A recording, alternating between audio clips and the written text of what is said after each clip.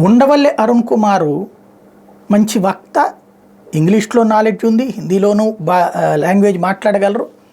అట్లాగే మార్గదర్శి విషయంలో గట్టి ఫైటే చేస్తూ వచ్చారు. ఆయన నిన్న స్వీయ వాదన ఏంటయ్యా అంటే, ఇదే ఆయన తరపున వాదన, అల్లంకి రమేష్ ఆయన తరపు న్యాయవాది వాదిస్తూ ఏదైతే కత్తితో తిరగబడాలని లోద్రానే చెప్పారంటూ, రామోజీరావుకి ఏదో అయిపోవాలని ఇక్కడికి రాలేదు. ఈ సమయంలో గతంలో సిద్ధార్థ లోద్రా చేసిన ఒక ట్వీట్, స్కిల్ కేసులో చంద్రబాబుకు బెయిల్ రాని సందర్భంలో ఉండవల్లి గుర్తు చేశారు, ఏది కత్తి పుచ్చుకుని తిరగాలి మనం అన్నటువంటి. ఎక్కడా విజయం సాధించకపోతే ప్రజలు కత్తితో తిరగబడే అవకాశం ఉందంటూ ఒకరు సామాజిక మాధ్యమంలో వ్యాఖ్యలు చేశారు. నేను ఎప్పుడు అట్లా చేయలేదు, మా క్లయింట్ అట్లా ఎప్పుడు చేయలేదు ఉండవల్లి అంటూ చెప్పుకొచ్చారు. అదే సందర్భంలో తాను ఎప్పుడు అలా చేయలేదని లోద్రా పేర్కొంటే నిరూపించడానికి నేను సిద్ధంగా ఉన్నానని ఉండవల్లి చెప్పారు సిద్ధార్థ లోద్రాకి.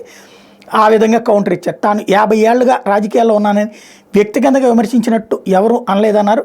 ఈ కేసు పూర్తయ్యే వరకు ఎక్కడా ఎవరు ఏం మాట్లాడకూడదని ఆదేశాలు ఇవ్వాలని లోద్రా ధర్మాసనాన్ని కోరితే దీని మీద ధర్మాసనం కూడా అసంతృప్తి వ్యక్తం చేస్తూ అలా ఎలా ఆదేశాలు ఇవ్వగలమని ప్రశ్నించింది. ఇరుపక్షాలు బాధ్యతాయుతంగా వ్యవహరించాలని, ఈ 6 నెలలు వాళ్ళకి పరీక్ష లాంటిదని జస్టిస్ సూర్యకాంత్ వ్యాఖ్యానించారు. ప్రజాక్షేత్రంలో ఉన్న వాళ్ళని నియంత్రించడం సాధ్యం కాదని తేల్చి చెప్పారు.